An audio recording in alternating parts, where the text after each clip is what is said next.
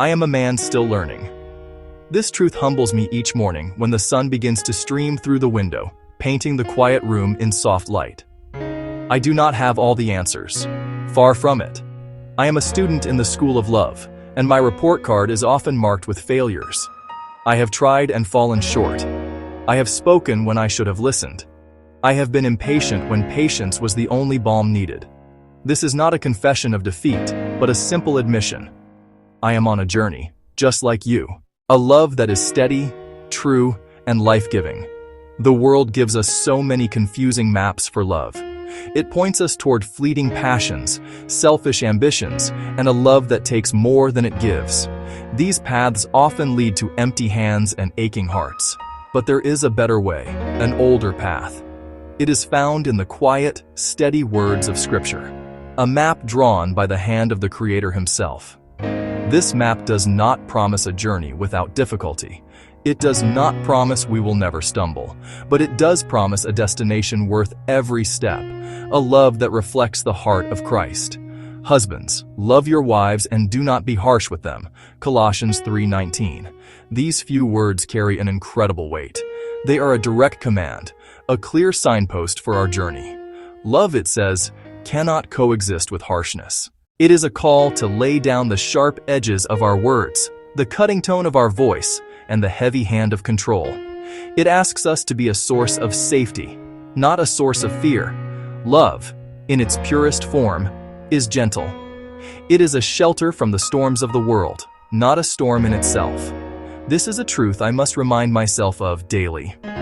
This call to love without harshness is not about weakness. It is about a different kind of strength. The strength to control our temper, to choose kindness when we feel frustrated, to be a steady rock in turbulent waters. Husbands, love your wives just as Christ loved the church and gave himself up for her. Ephesians 5:25.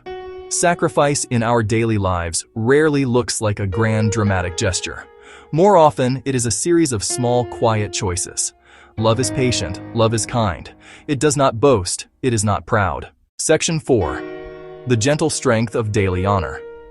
Husbands, in the same way be considerate as you live with your wives, and treat them with respect as the weaker partner and as heirs with you of the gracious gift of life. 1 Peter 3:7. The term weaker partner does not mean she is less valuable, less intelligent, or less capable. In the original context, it refers to a physical reality. It calls men to use their strength not to overpower, but to protect and to cherish. It is a call to be a guardian, not a ruler, to see her as a full partner, an equal heir in God's kingdom. A wife of noble character is worth far more than rubies. This is not just poetry, it declares an immeasurable worth. Be the kind of man in whom her heart can safely trust, protect, provide, and honor her above all earthly treasures. When we live with understanding and honor, our prayers are not hindered. Our love for her is an act of worship, a gentle strength, practiced daily. The hope of a lasting love. So where do we go from here? We have looked at the map. We have seen the signposts calling us to a love without harshness, a love of sacrifice, a love of honor. The path forward is not complicated, but it does require a choice, a daily decision to be humble, to admit we do not have it all figured out, to lean on God for the strength to love well. This message is not a burden meant to weigh us down with guilt. It is an invitation. The change begins in the small, quiet moments of our day. Ask, "How was your day?" and truly wait for the answer. Put down your phone. Make eye contact. Offer a hand with the groceries. Help with the dishes without being asked.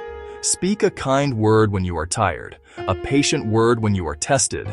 Pray for her and with her. Hold her hand. Bring your lives together before God. These are the small bricks that build a great love. Strip away what gets in the way. Pride is the enemy of intimacy. It builds walls where there should be bridges. Choose the humility to say, "I'm sorry, I was wrong." Choose the grace to forgive as we have been forgiven. Our homes should be sanctuaries, safe harbors where truth and grace meet, where mistakes are covered by love and healing is always possible. I'm not perfect, I'm still learning too, but I want to love like Christ, with patience, honor, and truth. Because the next woman I love, I want her to be the last, and I want that love to last for an eternity.